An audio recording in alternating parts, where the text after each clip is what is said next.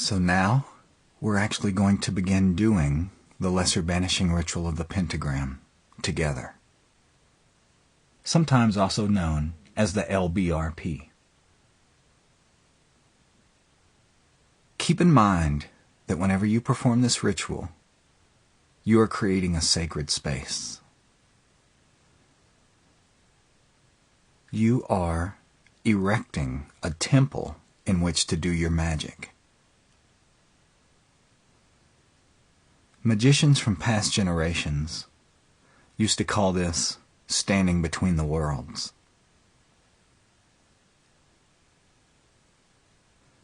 You are literally, physically standing in the midst of a circle that you've created that is neither completely of the material world or completely of the spiritual world. Instead, you're somewhere in between, standing with a foot in both places.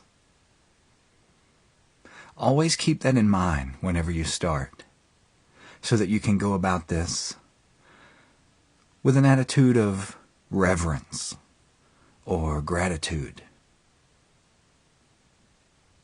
Never let it fade or become jaded to it until it seems like just another exercise. The amazement of the fact that you're actually doing magic. Always keep that alive. Always keep that in the back of your mind, so that you bring that sense of awe into what you're doing.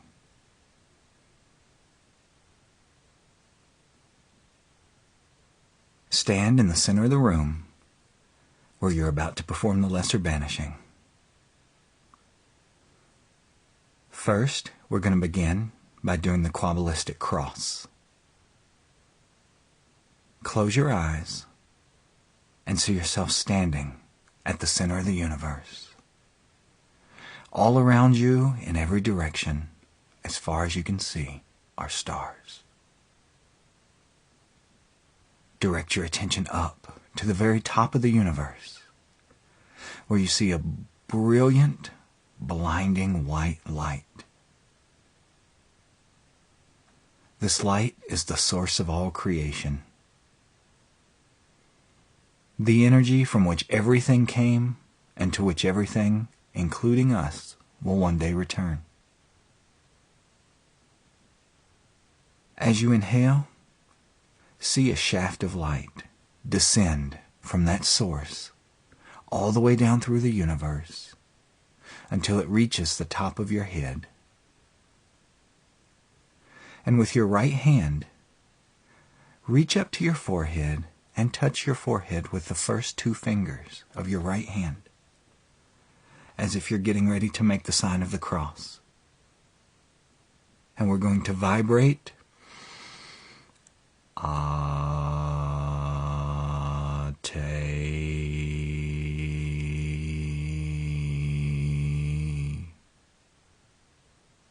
Now lower that right hand down to your chest, and as those two fingers are touching the center of your chest, see that shaft of light continue down through your head, down through your neck, down through your chest, your pelvis, your legs, until it continues on all the way down to the very bottom of the universe. So that you have this shaft of light that descends all the way through your body and all the way through the universe, rooting you in place, holding your consciousness steady. And as you're touching the center of your chest, we're going to vibrate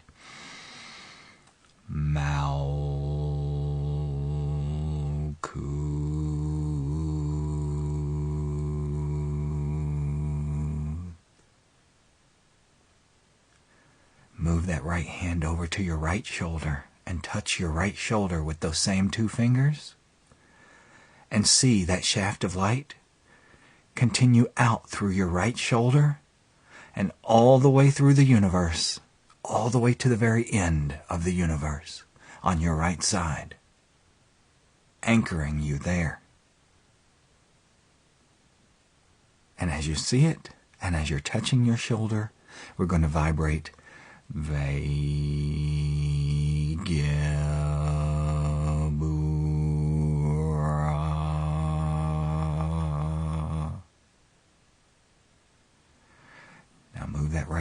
over to your left shoulder, and see that light continue out through your left shoulder, out through the entire universe, until it connects with the very far end of the universe on your left-hand side. So that now you have a cross of light running through the center of your body, anchoring you in place, keeping your consciousness rock solid no matter what comes against you in life.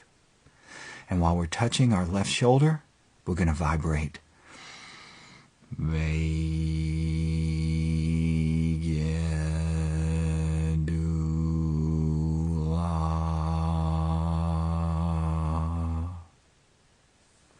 Now cross your arms, cross your hands across your chest.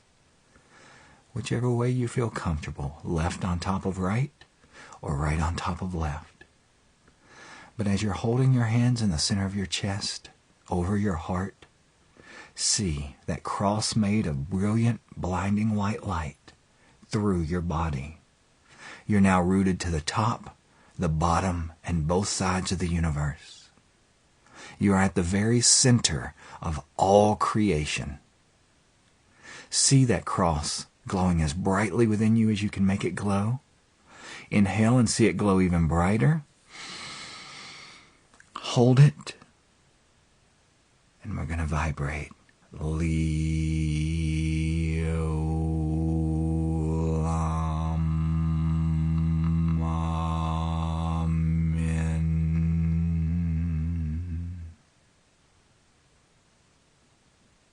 Now let your arms drop to your sides and step forward to the easternmost wall of your temple, of the room where you're going to perform your magic. Inhale and see the light of the universe go through your body, out through your feet, until it fills up the earth itself. The entire earth is full of the chi, full of the energy that you've inhaled. Hold it to the count of 4. And reach out in front of you with your right hand. Extend your right arm in front of you. Extend the 2 fingers on that right hand. And as you see the light flood up from the earth, out through your feet, out through your hand, you're going to use it to trace a pentagram in front of you of blue flame. Go from your left hip to your forehead, down to your right hip, over to your left shoulder, over to your right shoulder, back down to your left hip. And visualize in front of you a flaming blue pentagram that you've just drawn. Inhale again and see the chi rush through your body, out through your feet until it fills the entire earth up beneath you. Hold it. Thrust your right hand through the center of the pentagram you've just drawn, letting all of that energy rush back up through you and into the pentagram. And we're going to vibrate. Yay, oh,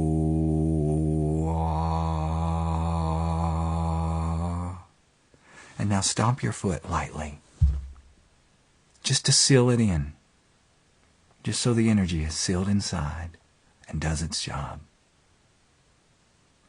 Inhale again, see yourself absorbing chi from the universe all around you. It rushes through your body, out through your feet, until it fills the center of the earth itself.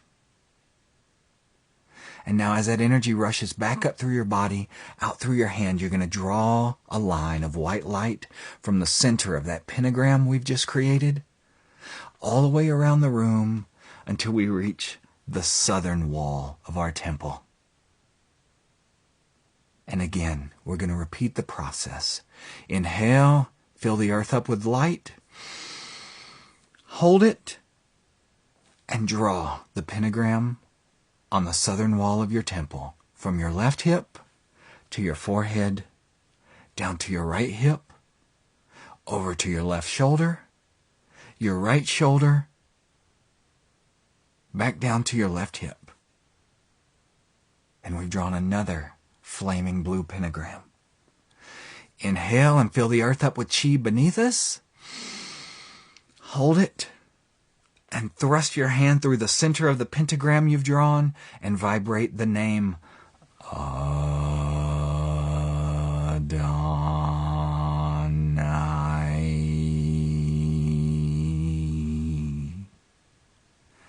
stomp your foot lightly so that you seal the energy inside that pentagram.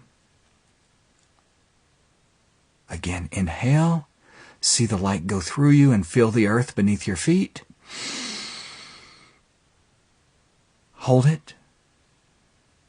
And continue drawing the white line from the center of this pentagram on the southern wall all the way around the room until you reach the western wall of your temple. And now again, repeat the process. Inhale and fill the earth up with light. Hold it. And as you exhale and the light rushes back up through you, draw another flaming blue pentagram with your right hand, beginning at your left hip, up to your forehead, down to your right hip, across to the left shoulder, across to the right shoulder, and back down to the left hip. Inhale and fill the earth with chi. Hold it. Thrust your hand through the center of the pentagram you've just drawn, letting all of that chi, all of that energy rush through you and into the pentagram and vibrate the divine name.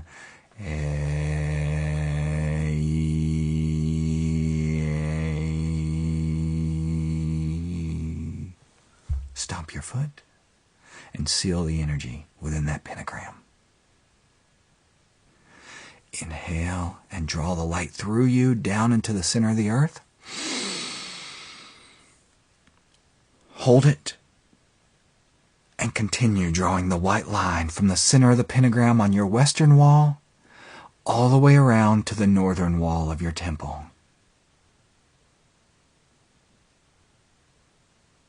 And now at the northern wall of our temple, again, inhale and feel the earth with light beneath your feet. Hold it. And then again, draw the pentagram, beginning at the left hip, up to the forehead, down to your right hip, across to your left shoulder, across to your right shoulder, back down to your left hip. Again, inhale and feel the earth with light beneath your feet. Hold it and thrust your finger through the center of the pentagram while vibrating the name Agela.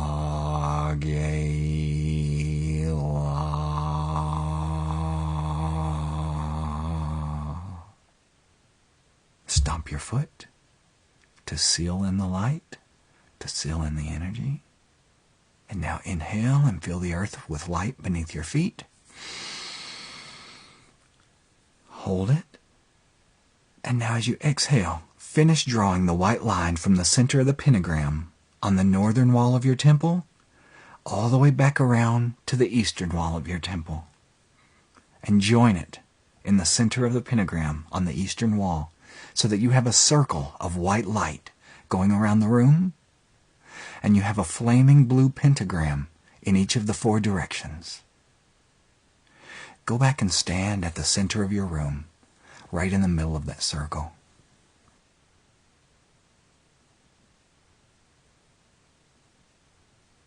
Keep your eyes closed and just for a moment, try to visualize all of these things around you simultaneously. See the flaming blue stars. See the brilliant white circle.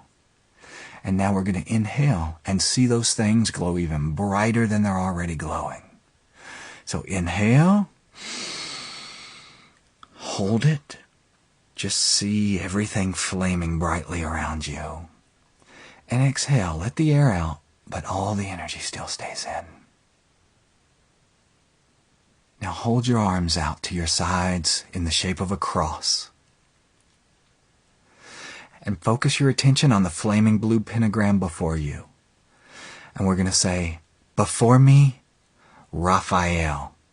And we're going to, as we inhale, we're going to see the figure of Raphael expand out of the pentagram before us, standing guard over our temple. He's wearing brilliant yellow robes. You can feel the warm, wet air of an early spring day flood into your sacred space. Inhale and see Raphael before you, as bright as you can make him glow. And then vibrate his name. Raphael.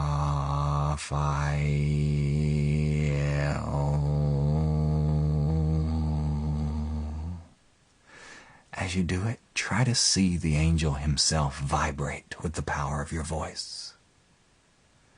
Now, without turning around, still facing forward, direct your attention back behind you to the flaming blue pentagram behind your back. And again, as we inhale, we're going to see the Archangel Gabriel expand from the center of this blue pentagram. She's wearing ocean blue robes. And you can feel autumn, the feel of autumn, what autumn means to you. The energy of autumn flood into your temple. It's cool, it's damp, it's slightly earthy. It floods into your temple and combines with the energy of spring that was already present. And now focus on Gabrielle as she stands behind you. We're going to inhale and see her glow even more brightly. Hold it. And then vibrate her name. Gabrielle.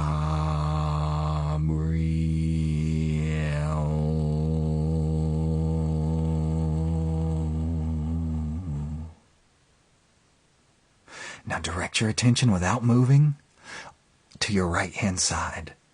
See the flaming blue pentagram at the southern wall of your temple.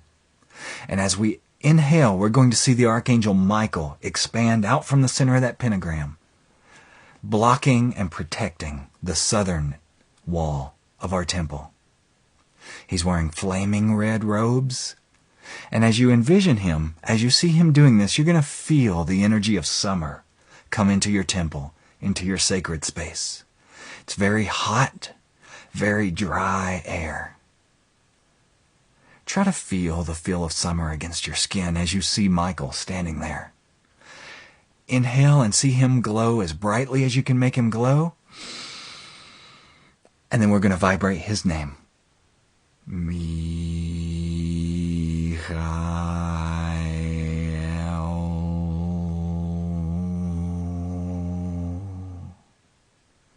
Now, without moving, direct your attention to the northern wall of your temple.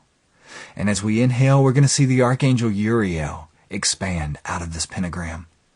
Remember, Uriel is wearing earth green robes. And as you envision him, try to feel the feeling of winter in your temple. The cold, dry air. Everything you associate with winter, feel it flood into your sacred space and mingle and combine with the other elements, the other seasons, the other energy, lending his blessing and his favor to the magic that you're about to perform. Focus on him, and as we inhale, see him glow as brightly as you can make him glow. Hold it, and then we're going to vibrate his name.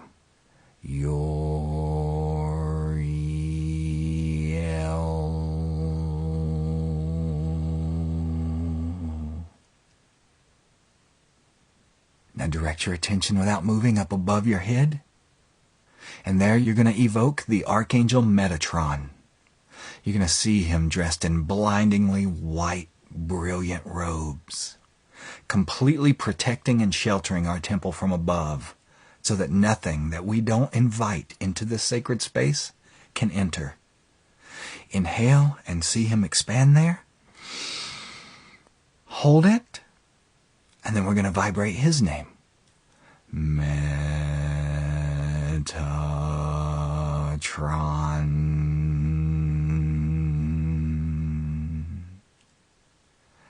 Now direct your attention beneath your feet, into the earth itself. And there, as we inhale, we're going to see the figure of the Archangel Sandalphon form beneath our feet, completely protecting and enclosing our temple from below, so that no unwanted energies can enter this space. She's wearing a very pale brown robe, shining brightly. So inhale and see her beneath your feet. Hold it. And then we're going to vibrate her name. Sandalphon. Endorphin.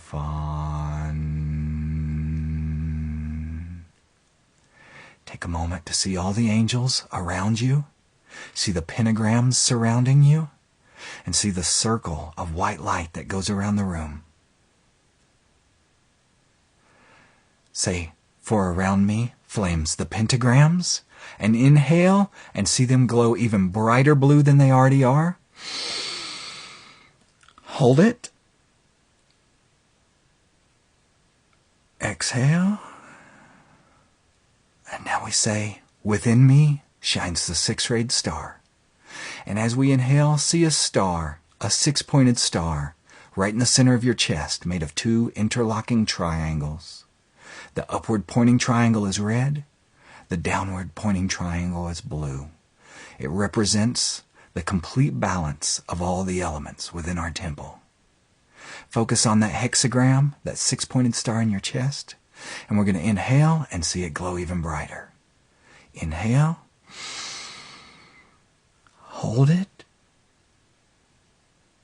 And exhale. The air goes out, but the energy stays in. Focus on the line of white light, the circle of white light surrounding the room. Inhale and see it glow even brighter light. Know that you're putting even more energy into it. Inhale.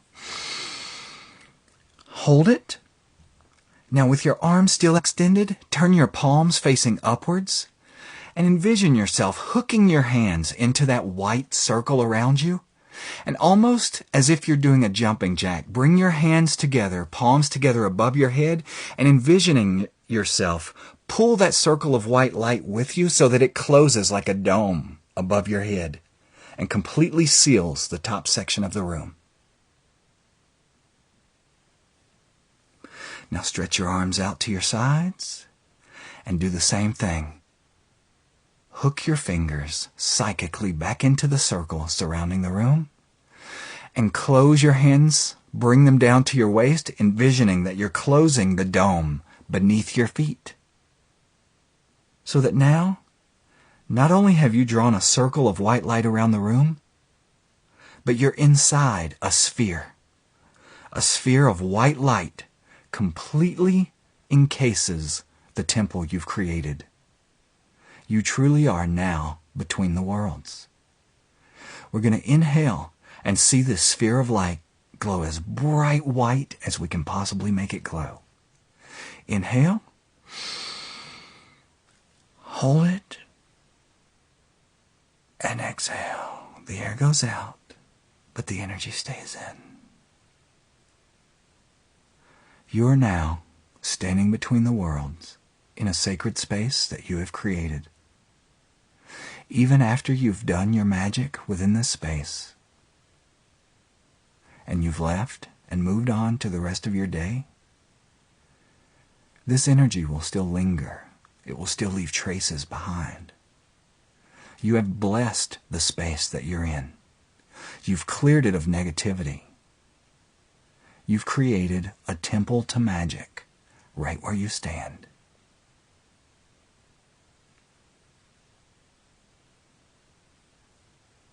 After we had done whatever practical magic we were going to do in this space, we would then slowly begin to come back to a normal state of consciousness.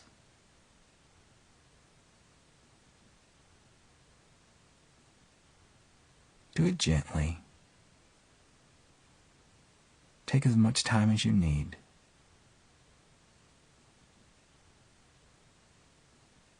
There's no need to rush or push.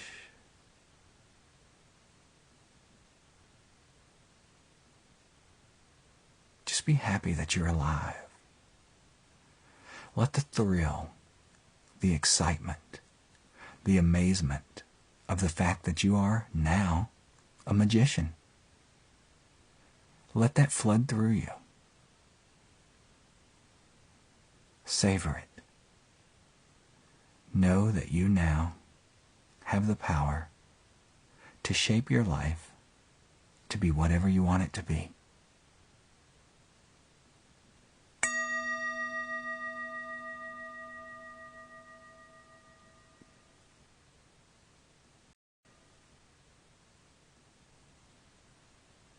one thing that inspires me,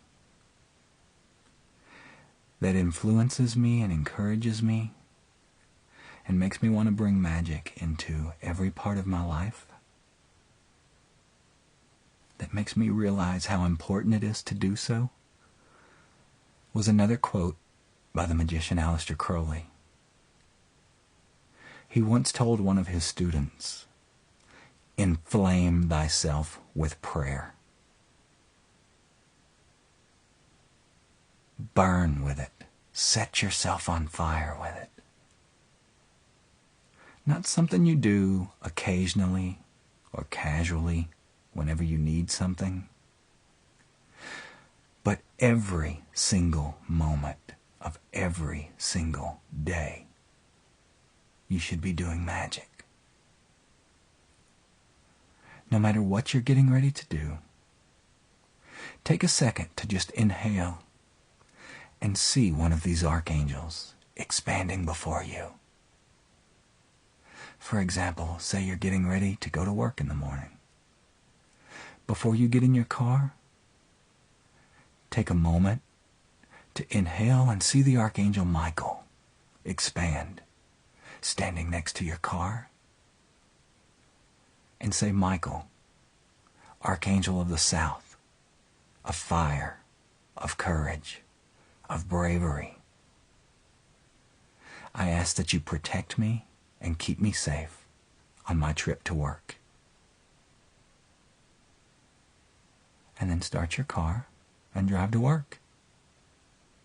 Once you're at work, do the same thing. When you're sitting at your desk, take a moment to inhale and see the Archangel Raphael expand before you.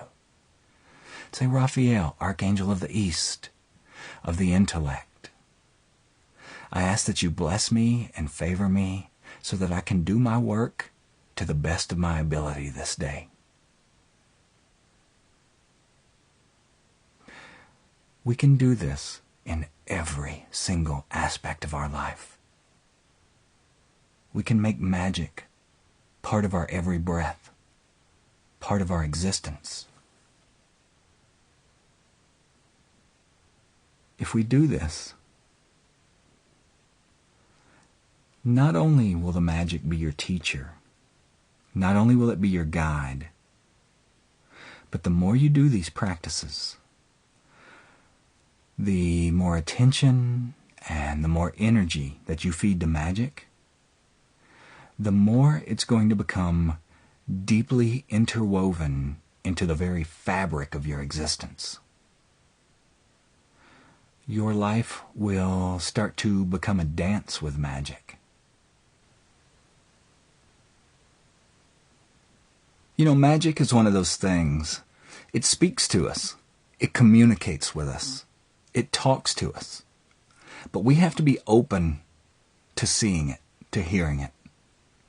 You know, a lot of times when we think of magic speaking to us, or when we think of something like hearing the voice of God reveal something to us, we always think in these giant, grand terms. There's going to be lightning bolts striking, and the clouds are going to part, and a voice is going to come down from heaven. And that's usually not the way it's going to work. Don't get me wrong, it can. I've heard stories. But for the most part, magic is like that tiny little voice deep in your heart, deep in your consciousness, deep in your soul, that lets you know when you're doing the right thing and lets you know when you're doing the wrong thing. It's a tiny, still voice that speaks to you from somewhere inside. Every so often, when you're wanting something to come to pass, when you're doing magic to manifest something, to shape your life, to get rid of something that served its purpose, you want to watch for little signs. Watch for what the magic is trying to tell you about this situation. It could be that little small voice speaking to you from inside, or it could be a symbol on the outside world. It could be a particular bird flying overhead that means something to you personally, something that is symbolic for a particular kind of energy. You'll know that's your answer. Should I do this? Should I not do this? Should I move? Should I stay? Should I switch jobs? Should I enter into this new relationship? Should I distance myself from members of my family that aren't being particularly supportive? Whatever it is that you're wondering about, Magick will speak to you about that thing. If you want to enhance that, evoke an angel. Ask that the angel send you a message. Ask it to send you a sign. If you're uncomfortable with the angel doing it, ask Magick itself.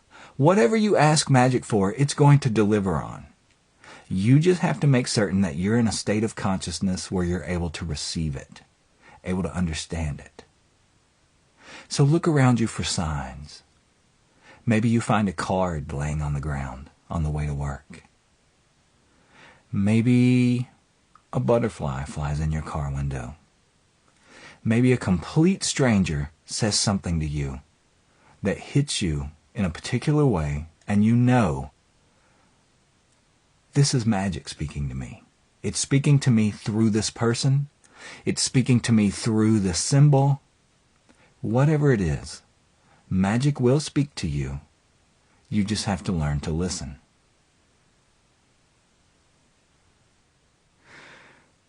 When I say you can use other intelligences, other forms of energy, there's another technique that I use that I like to think of as urban shamanism.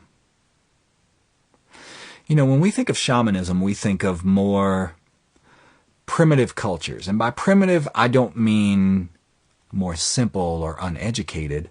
I mean original. Native American tribes, African tribes. These are the people that we think of when we think of shamanism. And for some reason in society, we've had this belief handed to us that rural places, wooded areas, forests, whatever, things outside the city are somehow more sacred or more holy than more urban environments.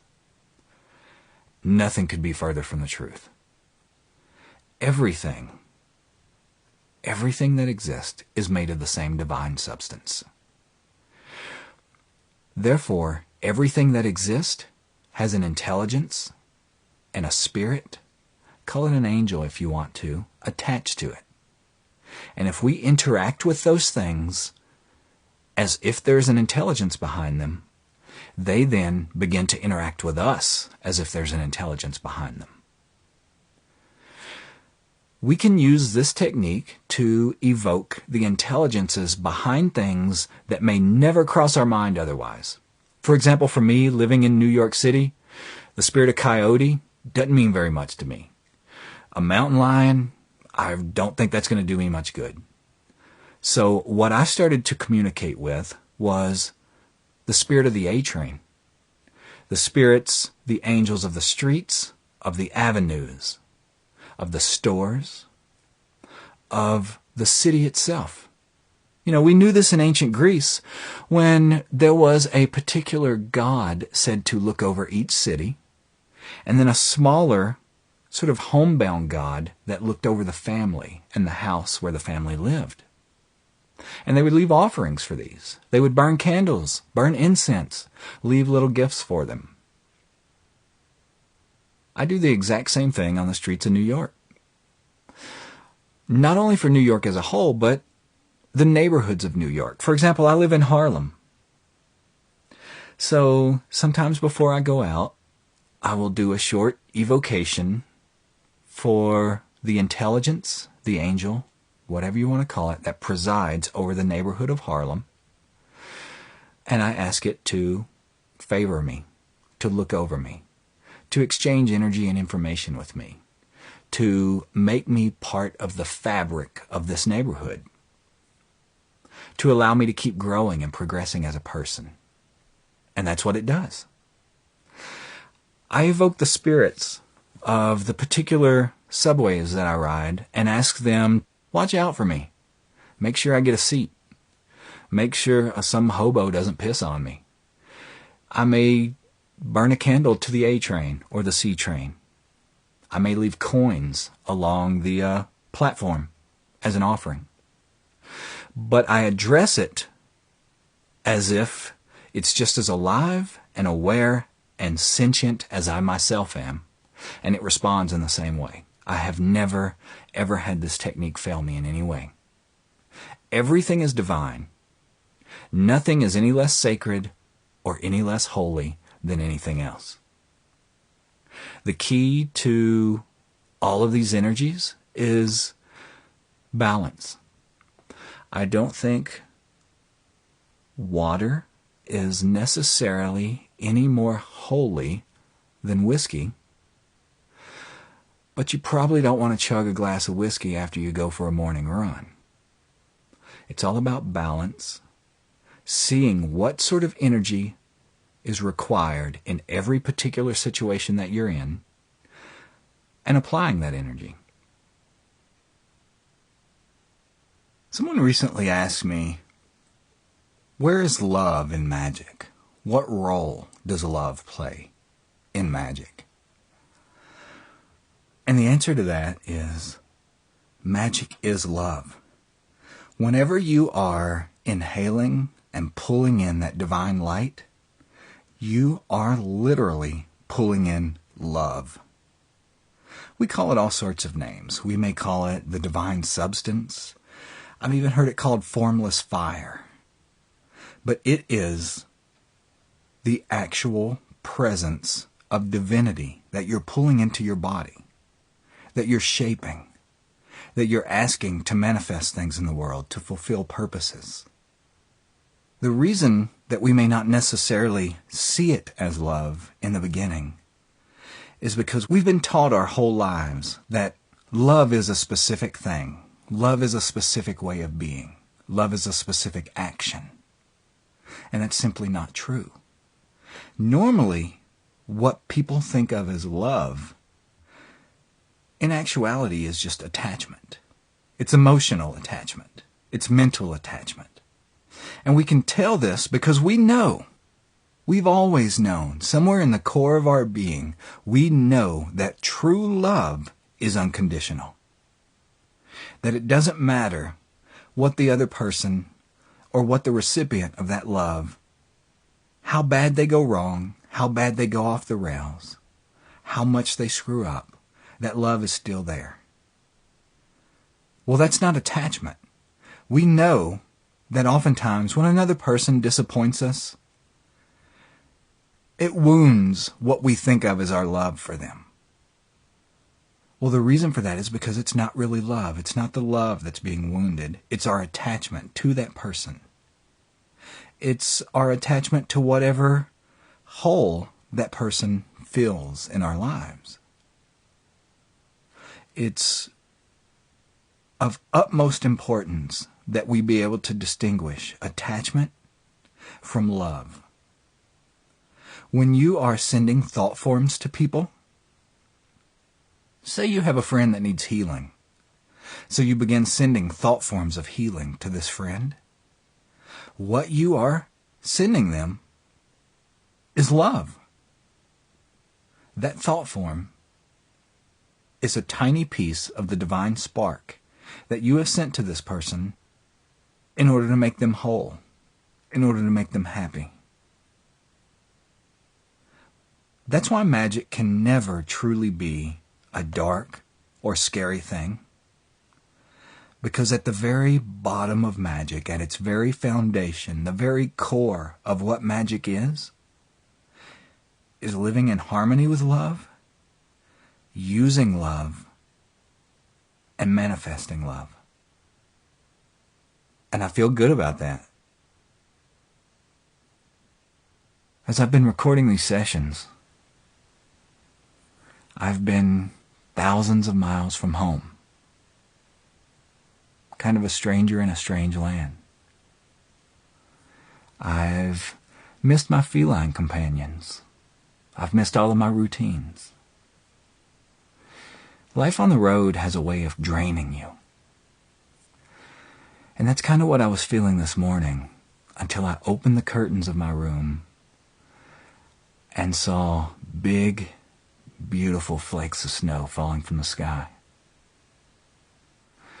There was a snowstorm happening that made me feel like I was standing in a snow globe. Keep in mind that this is at the end of May,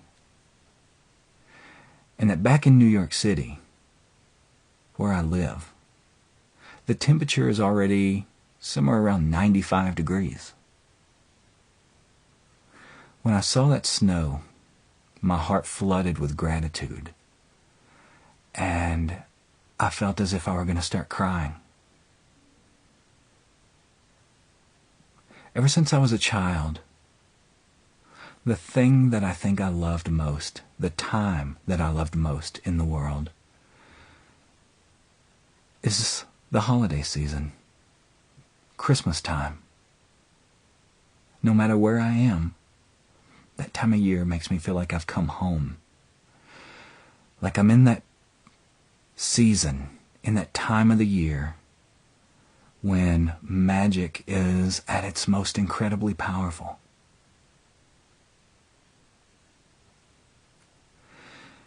It felt as if what I was seeing outside my window was a gift from the magic itself.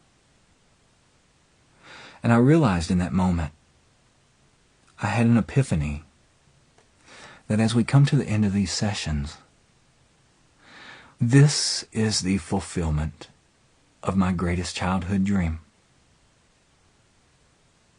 Thank you. Thank you for coming with me on this journey,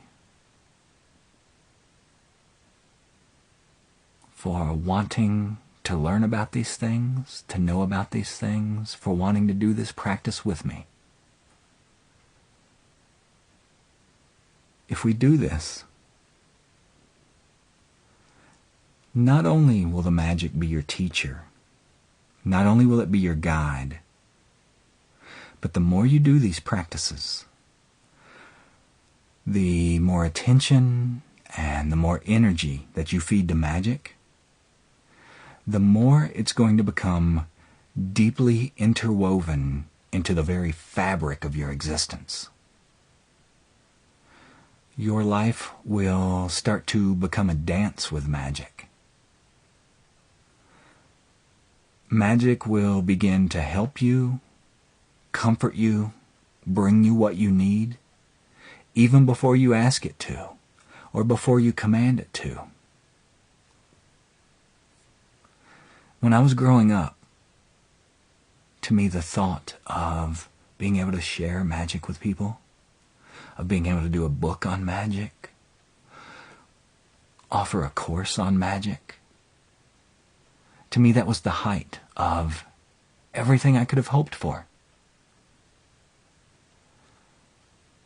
And now here it is, come to fruition.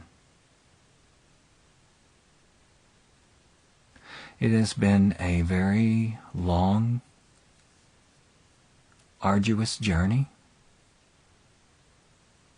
my life as a whole leading up to this. But it's also been incredibly beautiful, and the magic has been with me every step of the way, just as it will for you. Thank you, and I hope the magic brings you everything that you thought it would.